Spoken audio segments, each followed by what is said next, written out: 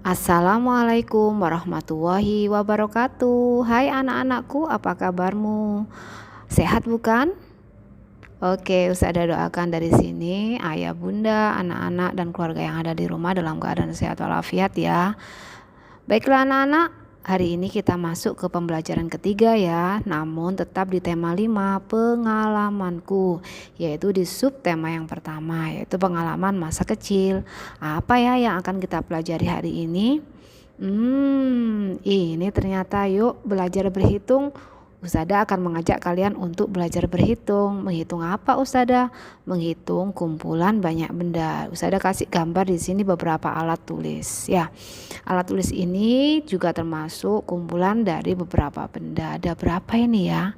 1, 2, 3, 4, 5, 6, 7, 8, 9. Oh, ada 9, tapi tidak hanya ini yang akan kita hitung. Kita langsung menuju ke slide berikutnya. Nah, ini Ustazah sudah punya contoh kumpulan benda. Ada gambar boneka, ada gambar semangkuk buah apel, dan ada gambar pesawat mainan. Yuk kita hitung berapa ya jumlah boneka ini. 1, 2, 3, 4, 5. Oh iya, ini Ustazah sudah kasih jumlahnya ada 5 ya. Kemudian gambar buah apel dalam mangkok ini ada 10. Kita buktikan ya. Apakah benar ada 10? 1, 2, 3, 4, 5, 6, 7, 8, 9, 10. Benar sekali, ternyata memang ada 10. Dan pesawat mainan ini ada 4. Ya, ini adalah contoh dari kumpulan benda. Oh, kalau ini aku sudah bisa Ustazah. Yuk, siapa yang bisa menghitung semua gambar benda di atas dengan cepat? Ayo, siapa? Pengen tahu caranya supaya bisa cepat menghitung jumlah banyak benda yang ada dalam gambar? Wah, kayaknya sulit Ustazah. Itu banyak banget itu pensil yang ada dalam gelas. Kemudian ada gunting, ada penggaris, ada kertas, ada buku dan sebagainya. Pengen tahu caranya? Nah, ini ya, perhatikan anak-anak. Untuk benda yang bermacam-macam seperti ini, supaya kalian bisa atau mudah untuk menghitungnya, ada langkahnya loh, ada triknya loh, ada cara yang paling cepat ya. Bagaimana Ustazah? Kita kelompokkan aja, kita kelompokkan berdasarkan jenisnya.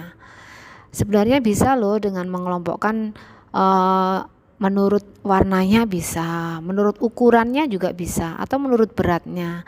Nah, kalau melihat gambar seperti ini, kita bisa kumpulkan atau kelompokkan berdasarkan jenisnya. Jadi yang termasuk gambar buku atau benda buku kita kumpulkan buku semua, pensil-pensil semua, lem-lem semua dan seterusnya. Ya, seperti itu anak-anak. Untuk memudahkan kita dalam menghitung kumpulan benda yang jumlahnya sangat banyak.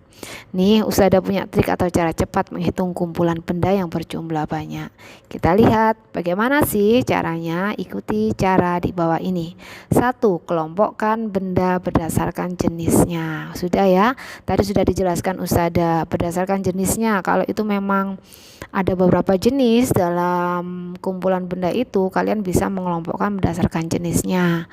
Sekali lagi, bisa juga berdasarkan beratnya, kemudian ukurannya, kemudian bisa berdasarkan warnanya dan sebagainya. Intinya untuk memudahkan kita dalam menghitung benda yang jumlahnya sangat banyak, kita bisa gunakan cara seperti itu. Yang kedua, hitung benda setiap 10 buah. Masih ingat kan dengan materi puluhan dan satuan? Kalau dihitung setiap 10 buah, ini artinya 1 puluhan ya. Ya, kita ingat lagi tentang puluhan dan satuan. Yang ketiga, jika ternyata masih ada sisa, maka kita hitung satu persatu sebagai satuan. Masih ingat kan? Wah, aku sudah lupa Ustazah. Oke, kalau sudah lupa, lihat contoh pada slide berikut ini. Wah, banyak sekali guntingnya Ustazah. Iya, ini gunting yang ada di dalam gambar ini ada berapa ya jumlahnya? Wah, aku sudah tahu Ustazah ada 30. Coba sekarang kita hitung, kita kelompokkan 10-10 dulu ya. Coba kalian lihat di sini.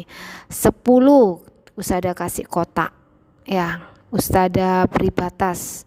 Satu kotak ini jumlahnya 10. 1, 2, 3, 4, 5, 6, 7, 8, 9, 10. Di kotak yang kedua pun demikian. Jumlahnya juga 10. Kalau tidak percaya silakan dihitung. 10 kan? Nah, di kotak yang ketiga pun juga demikian, ada 10. Jadi ternyata kotak yang pertama 10, kotak yang kedua 10, kotak yang ketiga 10. Jadi 10 tambah 10 ditambah 10 sama dengan 30. Kalau kamu menghitung 10, 10, 10 itu kan mudah banget ya, daripada kamu menghitung satu persatu dari awal sampai akhir. Ini cara yang pertama anak-anak untuk jumlah benda yang jumlahnya genap.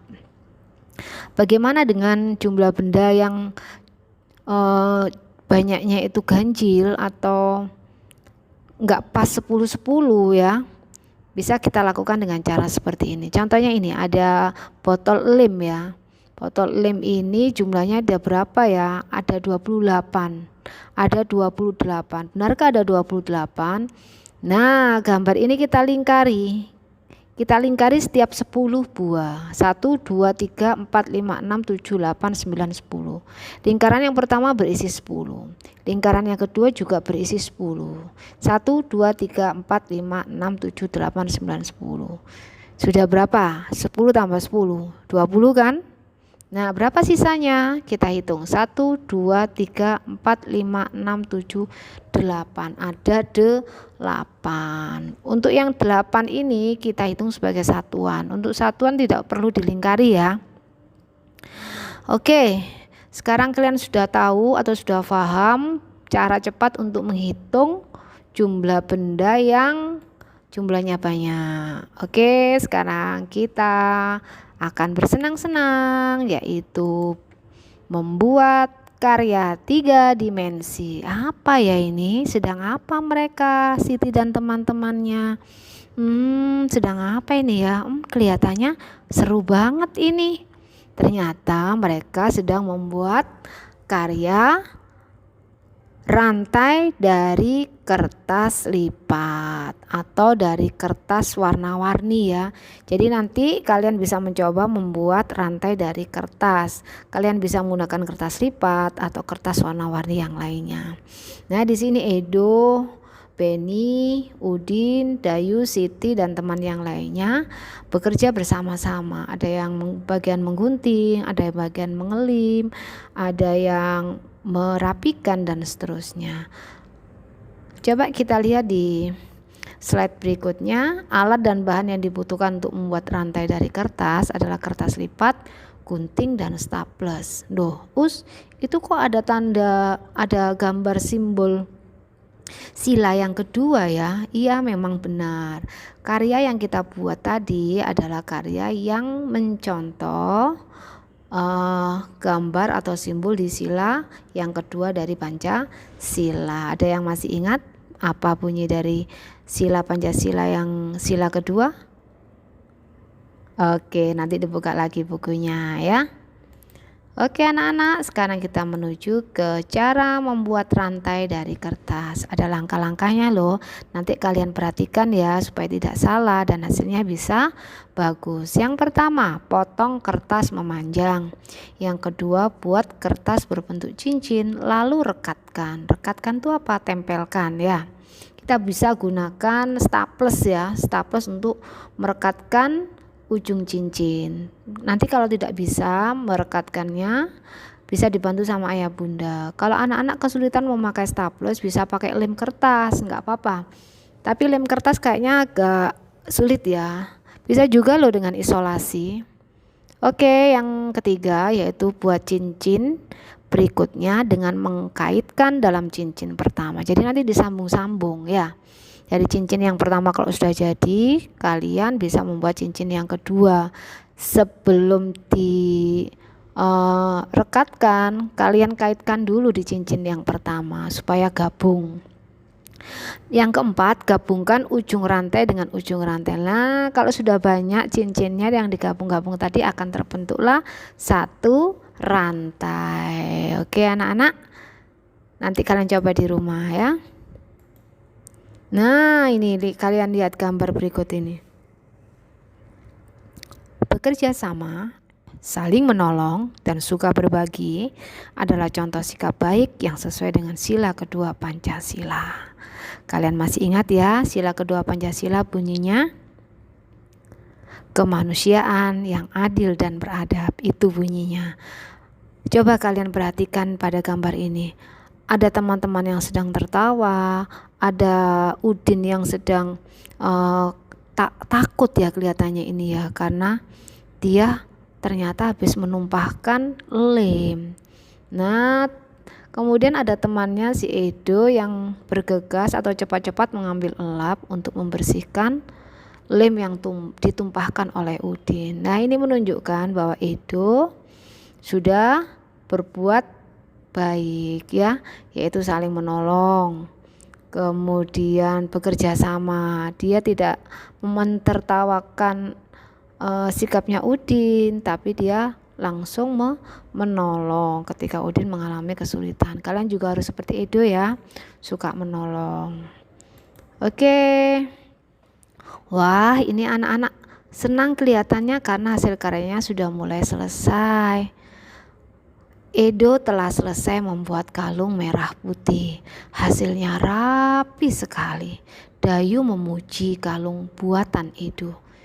Edo, karyamu bagus sekali, kata Dayu. Mengapa? Kok kalimat ini diberi Ustadzah tanda kotak, dikasih garis tebal sama Ustadzah?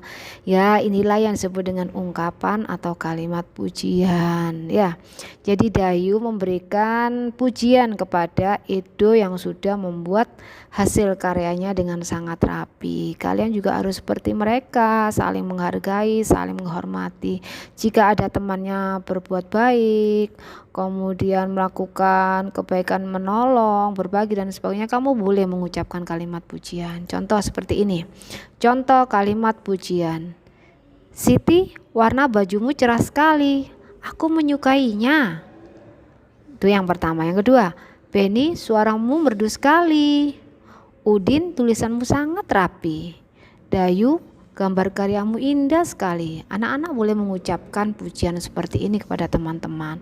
Tapi lihat-lihat dulu ya, harus benar-benar tepat sasaran. Jadi jangan asal. Kalau temannya tidak melakukan apa-apa, nggak usah dipuji. Apalagi melakukan sebuah kejelekan. Tidak perlu dipuji ya, malah harus ditinggalkan. Apa sih manfaat mengucapkan kalimat pujian untuk orang lain? Banyak loh, tapi di sini usaha kasih dua ya.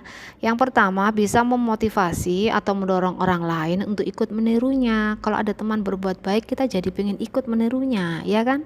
Kalau kita puji dia, jadi kita pengen juga meniru mereka. Tapi yang dipuji jangan sombong ya.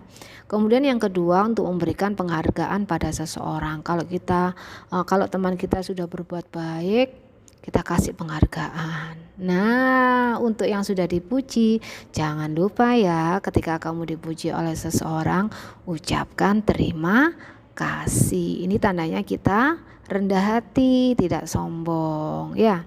Oke anak-anak, selesai sudah materi pelajaran hari ini. Kita sudah belajar menghitung jumlah banyak benda dalam satu kelompok. Kemudian kita juga sudah tahu bagaimana cara cepat menghitung jumlah banyak benda yang sangat banyak. Kemudian kita juga belajar tentang sila kedua. Kemudian kita juga belajar tentang bagaimana cara membuat rantai dari kertas. Dan yang paling penting, kita harus selalu bekerja sama, saling menghormati dan suka berbagi. Dan jangan lupa juga kalimat pujian kalian ucapkan untuk teman-teman yang sudah berbuat baik. Oke anak-anak, alhamdulillahirabbil alamin. Sampai di sini ya materi yang bisa Ustadzah sampaikan. Terima kasih. Don't forget to pray on time, don't forget to recite Holy Quran, don't forget to obey your parent, don't forget to study at home and be careful. Wassalamualaikum warahmatullahi wabarakatuh.